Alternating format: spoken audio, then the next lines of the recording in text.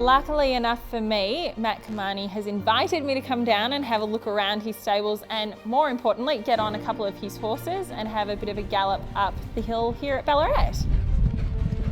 I think maybe Matt took a little bit of pity on me. He's heard that I'm going to Goodwood, which I'm told is one of his favourite racetracks in the world. And I think having a bit of English knowledge, obviously understanding the tracks, the horses over there, he thought he might try and just impart a little bit of wisdom on me so I don't feel quite so much like a deer in the headlights when I get there.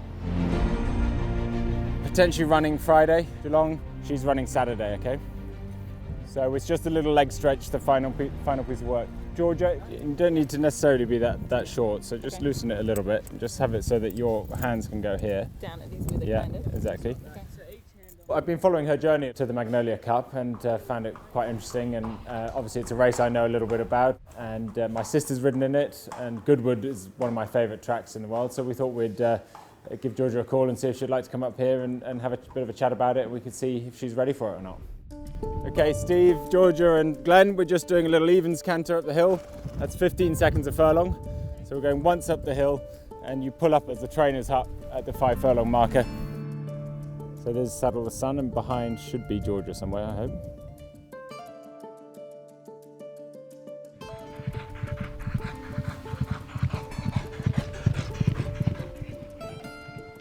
This has actually got a bit of a dip in it, but it won't be anywhere near as undulating as Goodwood is.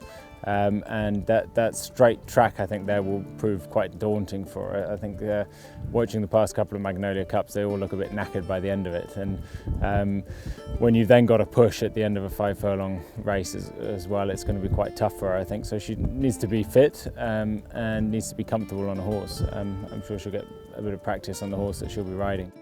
So here's Georgia coming up now. She's ahead of Fred and she's going about evens pace, 15 seconds to the furlong.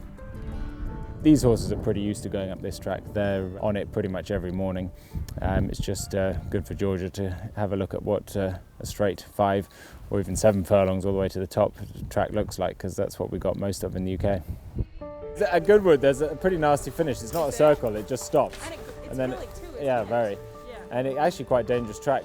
Hey, watch my grass. No, he's pulling all up. It's a complicated race, but it's a great meeting, the Goodwood Festival. A fantastic track. You will not get a more beautiful, more scenic track. A difficult course to ride. It's undulating. There's a bit of a camber away from the stand, so it can be a little bit dangerous down the straight.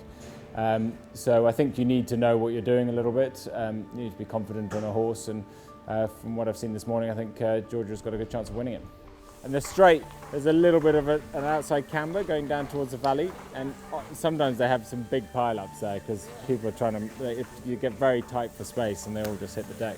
It can be quite nasty-ish. Well, Matt has been exceptionally helpful today. I think all the background knowledge of England and the horses there is going to be very helpful. I've sort of managed to sponge as much as I can out of him and his team here, and hopefully I come out better from it.